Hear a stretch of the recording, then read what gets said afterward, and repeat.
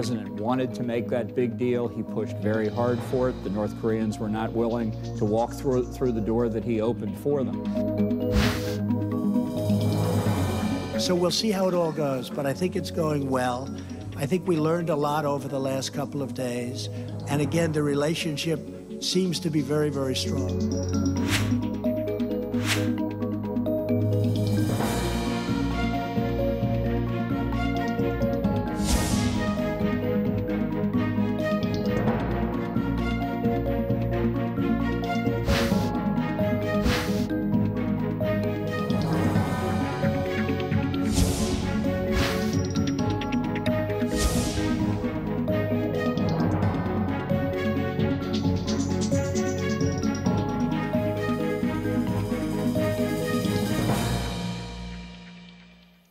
네, 하노이 2차 북미 정상회담. 결국 하노이 선언은 나오지 않았고 비핵화의 수위 그리고 제재 완화의 수준에 대한 두 나라의 입장 차이만 확인을 했습니다. 자, 담판은 결렬됐지만 북미 양측은 서로 말조심을 하면서 협상을 이어가려는 분위기고요. 군사훈련 중지 같은 긴장 완화 조치도 나왔습니다. 오늘 정치와호 장룡은 금태섭 더불어민주당 의원 그리고 이태규 바른미래당 의원 두 분 모시고 이 얘기부터 시작해 보겠습니다. 두 분 안녕하십니까? 안녕하세요. 반갑습니다. 자, 이게 지금 해석이 각가지 나오고 있습니다. 이 해석도 있고 저 해석도 있고 뭐 사람에 따라서 다 다르고요. 입장에 따라서 다 다른 것 같은데 두 분께 각각 좀 여쭤보겠습니다. 이번 협상 결렬의 원인 어디에 있다고 보시는지 먼저 금 의원님부터 좀 말씀해 주시죠.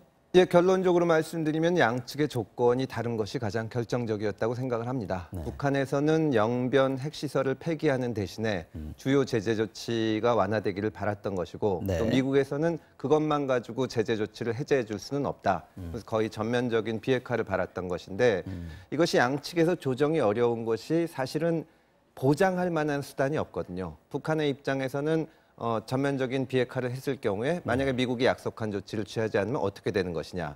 또 미국에서는 영변을 폐기한 것을 보고 경제 제재를 해제해 줬는데 주요 부분이 해제되니까 그다음부터 비핵화의 로드맵대로 가지 않으면 어떡하냐. 이런 부분이 있어서 결국 결렬된 것으로 생각을 합니다.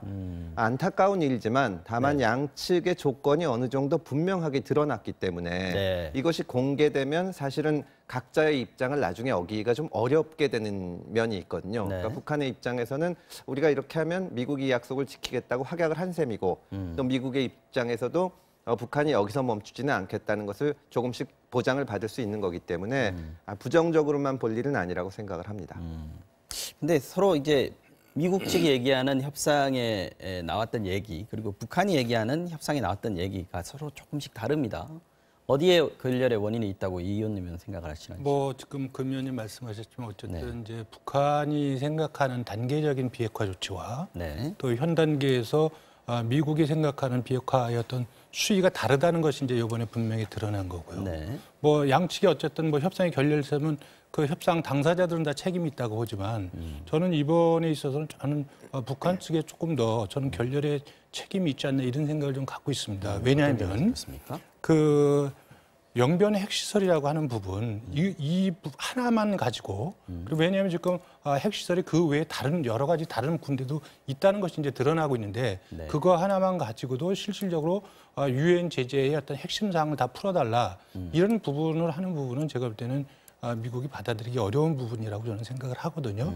그리고 실질적으로 그렇게 영변 포기하고 나머지 핵시설이 있는데도 불구하고 핵심 제재 사항을 다 풀어놓고 그 이후에 비핵화 어떤 실질적인 조치가 어떤 불투명해진다면 네. 이거야말로 북한 입장에서는 핵을 보유하고 그리고 제재는 풀어는 이런 그러니까 한간의 의구심 이런 부분들을 해소시키기에는 굉장히 부족했던 거 아니냐. 저는 그래서 정말 북한이 진정성이 있었다면 이번에 영변 핵시설 외에 미국이 요구했던 플러스 알파 그것이 이제 다른 지역의 그 핵시설이든지 아니면 저는 그 리스트 네. 또 이거 어떤 폐기 시간표 이런 부분들은 얼마든지 제시할 수 있다. 이런 조금 더 한 발 더 나갔어야 되지 않느냐. 그래야 북한의 어떤 비핵화의 진정성을 미국이나 국제사회도 좀 인정해 줄 수 있었던 거 아니냐. 이런 아쉬움이 좀 있습니다. 북한 쪽이 조금 덜 내놨다라고 보시는 거군요. 그렇습니다. 네. 자, 그러면 앞으로는 어떻게 될 것인가? 지금 분위기를 보면 뭐 나쁘지는 않지만 그래도 일단 회담이 정상회담이 결렬이 된 거 아니겠습니까? 예. 김정은 위원장이 65시간 기차 타고 갔고 트럼프 대통령도 20시간 비행기 타고 갔는데 두 정상이 만났는데 일단 결렬이 됐단 말이죠. 그러면 바로 다시 만나기는 쉽지 않을 것 같고 앞으로 어느 정도 좀 시간은 필요하겠죠. 김 의원님 어떻게 보세요? 서로 간의 입장 차를 확인했기 때문에 네. 바로 다시 어떤 움직임이 있을 것 같지는 않습니다. 또 일각에서는 미국에서는 이 상태를 계속 상당 기간 유지하고 싶어하는 게 아니냐 하는 왜요? 예측도 있습니다. 왜냐하면 미국 입장에서 봤을 때는 지금 특별히 준 것이 없이 네. 이 북한이 그동안 얼마 전만 해도 핵실험하고 또 대륙간 탄도미사일 실험하던 것을 안 하게 되지 않습니까? 네네. 이번 회담을 거치면서도 북한에서는 안 하겠다는 얘기를 또 했고 그걸 못 박았죠, 사실. 예, 네. 그 되돌아가기가 어려운 입장인데 해준 것은 없기 때문에 오히려 미국 입장에서 생각하면 이 상태가 괜찮고 전략적 인내로 오히려 가는 것이 아니냐는 그런 걱정까지 있는데 다만 그렇게 길게 갈 것 같지는 않습니다. 왜냐하면 북한도 지금 핵실험이나 탄도미사일 실험을 하기가 어려운 입장이지만 네. 만약에 북한이 미국이 정말 그런 생각을 하고 있다고 생각하면 과거와 같이 돌아가서 진짜 매드맨 전술, 뭐 벼랑 끝 전술로 갈 수가 있거든요. 그러면은 지금까지는 이번에 사실 정상회담의 결렬이라는 어떻게 보면 외교적 참사가 일어났음에도 불구하고 미국에서 트럼프 대통령의 이번 정상회담에 대해서 부정적인 여론은 안 나오고 있는 것이 네. 여기까지 가져간 성과를 인정하고 있는 것이거든요. 그렇다면 이것을 유지하는 것이 상당히 중요하고 네. 또 북한이 개방되고 경제적으로 열렸을 때 미국의 경제에도 도움이 될 뿐만 아니라 이 한반도 주변에 이 평화 체제를 정착한다는 것도 굉장히 큰 이해가 걸려 있기 때문에 그쪽 방향으로 가기는 갈 텐데 물론 당장은 쉽지 않고요. 그런 면에서 대한민국의 역할이 필요하지 않나 그런 생각이 듭니다.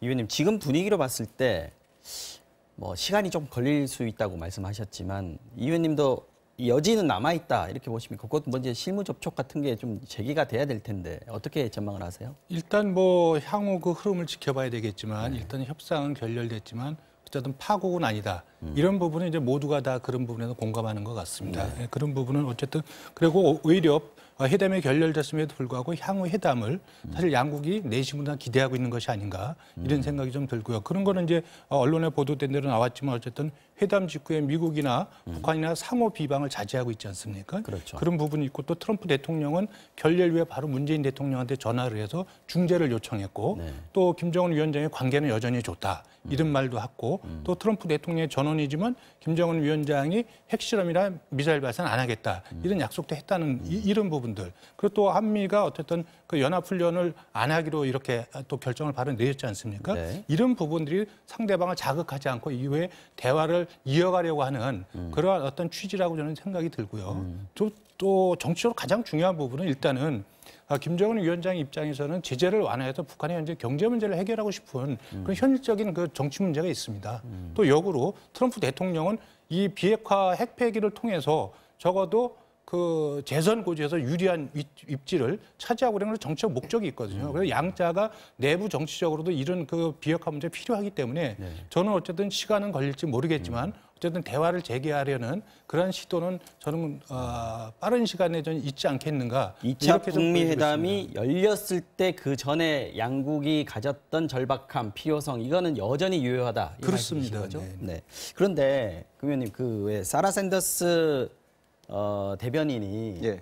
회담 결렬 직후 이제 헤어지는 장면을 그 자기 스마트폰으로 찍어가지고 예. 보여줬지 않습니까? 이게 일부러 공개했을 텐데 이게 김정은 위원장이 좀 환한 표정을 짓고 있는 환한 거 말고 예. 밝은 표정을 짓고 있는 예, 미소를 그런 사진을 띈 표정이 있었죠. 예. 보여줬고 예. 그런데 또 최선희 그 부상 얘기를 들어보면 예.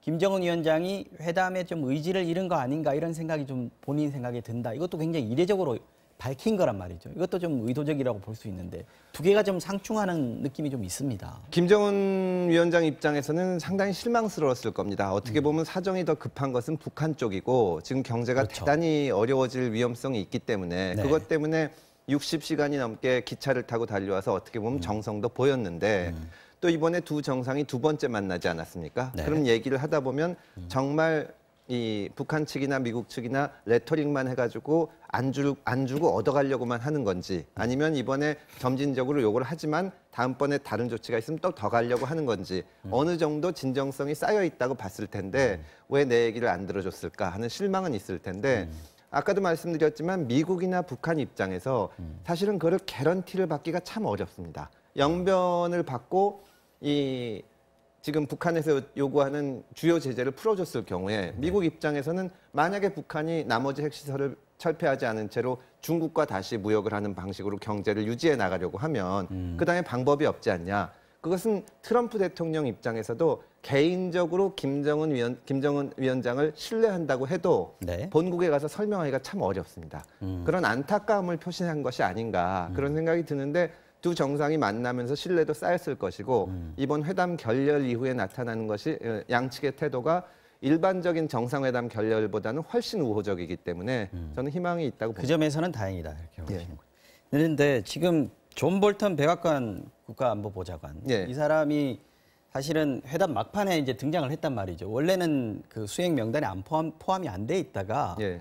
그 회담 날 공식 일정 직전에 이제 와가지고 같이 숙박도 하고 확대 회담에도 참석을 했단 말이죠. 이때 저희들도 좀 의외다라고 생각을 했었는데 오늘 또 얘기가 나온 것이 트럼프 대통령이 빅딜 제안을 했었다. 네. 그걸 문서로 제안을 했었다라고 얘기를 하는 걸 보면 어쩌면 실무회담 그 과정에서 나오지 않았던 얘기들을 트럼프 대통령이 던졌는데 그 얘기는 뭐냐면 북한이 좀 받기 힘든 상황을 일부러 좀 조성을 한 거 아니냐. 그래서 트럼프 대통령은 국내 정치 상황들도 좀 있고 그래서 이미 회담 결렬을 좀 상정을 해놓고 들어간 거 아닐까 이런 예상도 있는데 어떻게 보십니까? 결렬을 예상하고 트럼프 대통령이 그 김정은 위원장을 만났으리라고 생각은 안 합니다. 다만 그 트럼프 입장에서는 정말 여기서 만약에 하나라도 통 크게 전면적인 비핵화하고 경제 이 완화가 되는 경우에는 엄청난 치적이 되기 때문에 그 현장에서 던졌을 거고요. 우리가 생각해야 될 것이 일반적인 정상회담의 경우에는 이제 실무선에서 거의 모든 조율이 끝나고 정상들을 만나서 이제 의전하고 하는 것인데 사인만 하면 되는. 비건 대표가 북한에 가 있을 때 보안상의 문제로 본국과 연락도 어려웠던 상황 아니었습니까? 그러니까 사실은 실무 단계에서 충분히 조율되기 어려운 상황에서 두 정상이 만나는 특수한 상황이 있어서 네. 정상 간에서 그런 게 있었을 것이지 그거를 일부러 깨기 위해서 카드를 만들어 가서 베트남에서 정상회담까지 가졌을 거라고 그러니까 생각은 안 청문회 합니다. 소식이 그 회담 기간 중에 나왔단 말이죠. 그래서 그 정도 가지고 그거는 너무나 음모론적으로 보는 거고요. 이번에 회담이 결렬된 다음에 네.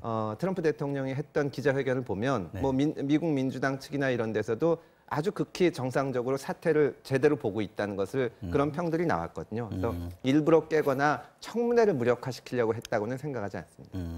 자, 볼턴이 회담 결렬이 나쁜 합의보다 낫다 이런 얘기도 했고요. 트럼프 대통령도 사실은 회담 시작하기 전부터 또 회담 중간에도 계속 그 얘기를 했습니다. 옳은 협상을 하겠다, 서두르지 않겠다 얘기를 계속 반복을 했었는데 그렇다면 이번 회담이 볼턴 같은 경우에는 뭐 성공이라고 봐야 된다 이렇게 얘기를 하는데 이 의원님께서는 이걸 성공이라고 볼 수 있는 요건이 좀 된다고 보십니까? 성공이라기보다는 전 이제 손해 보지는 않았다 이렇게 좀 손해 평가하고 보지는 싶어요. 않았다. 왜냐하면 정상 간에 만나면 네. 어쨌든 작은 거라도 성과를 얻어내는 것이 저는 기본이라고 보거든요. 네. 그런 측면은 실패한 측면이 있지만 국내 정치적으로 봤을 때 사실 미국 의회나 네. 워싱턴 조야가 사실 민주당이나 공화당 가릴 거 없이 북한 핵에 대해서는 굉장히 원칙적이고 강경합니다. 네. 그런 입장을 그 여야가 다 입장을 밝혔고 또 그 트럼프 대통령의 어떤 섣부른 타협에 대해서 우려하는 목소리들이 많이 나왔거든요. 네, 네. 그래서 정말 소위 이야기하는 스몰 딜로 해가지고 문제를 더 키우면 어떻게 되는가 이런 우려가 있었는데 이번에는 트럼프 대통령이 원칙적으로 딱 그 옳은 딜을 하겠다고 나왔단 말이죠. 그런 입장에서는 저는 그 미국의 어떤 정거에서 우려하고 있는 신뢰 문제에 있어서 상당 부분 신뢰를 회복했던 어떤 계기가 됐다. 그런 측면에서 볼턴은 이것이 국내 정치적으로는 성공했다. 네, 이렇게 볼 수 있다고 생각이 들거든요. 만약에 이번에 북한이 요구하는 그런 수준을 가지고 만약에 제재 완화에 합의를 했다면 저는 국내 정치적으로 트럼프 대통령이 굉장히 어려운 지경에 빠질 수도 있다. 그리고 역으로 또 우리 대한민국 내에서도 이 합의 결과에 대해서 찬반 양론을 가지고 저는 굉장히 극렬한 어떤 양론으로 대립했을 가능성이 굉장히 높기 때문에 논쟁으로 갈 가능성이 이번 있다. 이런 부분에 대해서는 저는 이렇게 갈 수밖에 없었던 거 아니겠는가. 그래서 아까 초반에도 제가 말씀을 드렸지만 북한 김정은 위원장이 조금 더 통큰 어떤 그 결단 아니면 또 믿을 수 있는 실질적인 조치는 안 하더라도 적어도 리스트나 시간표나 이런 부분에 대해서는 신뢰할 수 있는 어떤 프로그램을 제시할 필요가 있다. 이런 생각 아까 말씀을 드렸던 그러면 거죠. 그 말씀을 그대로 받으면 트럼프 입장에서 봤을 때는 만약에 혹시 3차 정상회담이 열렸다. 그래서 합의를 이제 이끌어내야 된다라고 했을 때 그때 나오는 합의에 대해서는 트럼프 대통령이 할 말이 있겠군요. 이번에 2차 회담에서 이렇게 한번 퇴짜를 놨으니까요. 이거 신뢰를 얻을 것 같습니다. 뭐 동일한 조건을 이야기하는데 아마 변화가 있겠죠. 그런데 이제 일부에서 이제 그런 추측, 분석도 하는 거 아니겠습니까? 적어도 미국의 대통령 선거 일정을 따진다면 네. 올 초보다는 사실 올 하반기에 극적으로 어떤 그 타협을 이루는 것이 어떤 재선 고지에 더 도움이 된다. 이런 분석도 더 선거에 있고, 가까우니까. 예, 트럼프 대통령 사실 뭐 속은 모르겠지만 그런 계산을 염두에 두고 있을 수도 있다고 저는 생각을 합니다. 그거는. 네. 자, 그렇다면 이제 대화를 끈을 이제 뭐 어쨌든 놔둔 상태고 트럼프 대통령도 문재인 대통령한테 좀 도와달라, 중재를 좀 해달라, 그리고 그 결과를 좀 알려달라 이렇게 얘기를 하지 않았습니까? 예. 우리 정부의 역할 지금 현 상태에서 가장 필요한 게 뭡니까?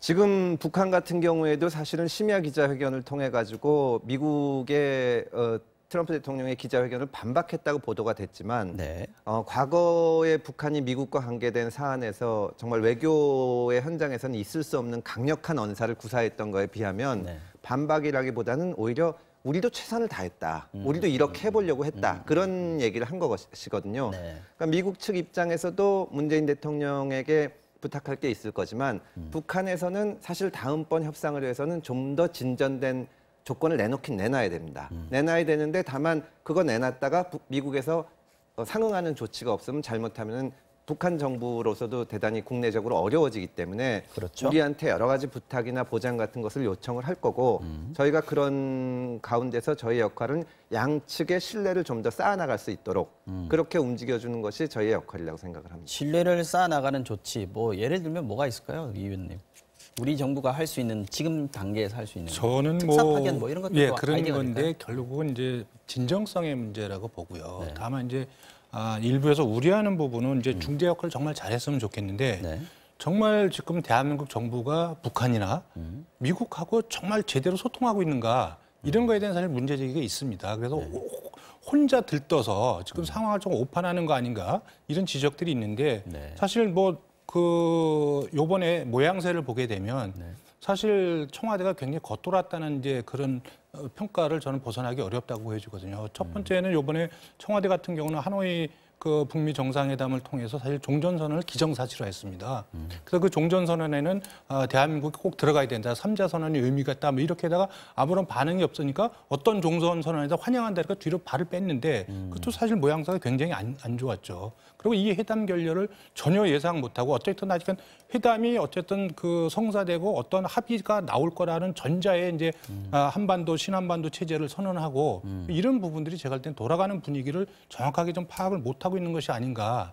이런 측면에서 저는 우리 정부가 이 중재하는 데 있어서 양국 정부하고 어떤 신뢰관계, 북한과의 신뢰관계, 미국과의 신뢰관계 이걸 정말 제대로 갖고 하는 것인지 이런 부분에서 저는 조금 국민들한테 믿음을 좀 보여줄 필요가 있다. 그걸 겉돈다고 표현할 수는 없을 것 같고요. 사실은 북한하고 미국하고 지금 정상회담의 당사자고 협상을 했지만 그 사실상의 당사자로 중국도 있을 수가 있고 일본도 있을 수가 있지 않습니까? 중국 같은 경우에는 사실은 지금 세컨더리 제재에 의해서 현실적인 이해도 걸려 있는 것이고 맞습니다. 또 미국과의 관계도 있고 일본도 이 지금 동북아 정세에서 어떻게 보면은 빠져 있는 상황이기 때문에 미국이나 이 북한이나 그 중국과 일본의 처지를 이용해서 지렛대로 사용할 수 있는 것이 많습니다. 이 여지가 있고 그런 상황에서 우리마저 흔들리는 모습을 보인다면 이게 안 되는 것이기 때문에 저희 입장에서는 뭐 이태규 의원님이 말씀하신 것처럼 너무 바라는 모습이 보이지 않냐 이렇게 보일 수도 있지만 그렇지만 우리는 정말 이거를 전적으로 지지하고 민다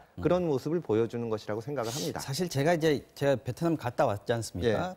거기서 느끼기에는 그 종전선언이라든지 연락사무소 정도는 이미 합의가 돼 있는 상황이고 빈칸을 아마 비핵화 가지고 빈칸을 남겨놓지 않았는가 이런 생각이 좀 드는데 그 문제가 이제 가장 중요한 게 이제 어긋나 버리니까 나머지들도 다 날아가 버린 그런 셈이 아닌가 싶고요. 자, 이 정도로 얘기를 하고 또 계속 얘기를 좀 말씀 나눠보겠습니다.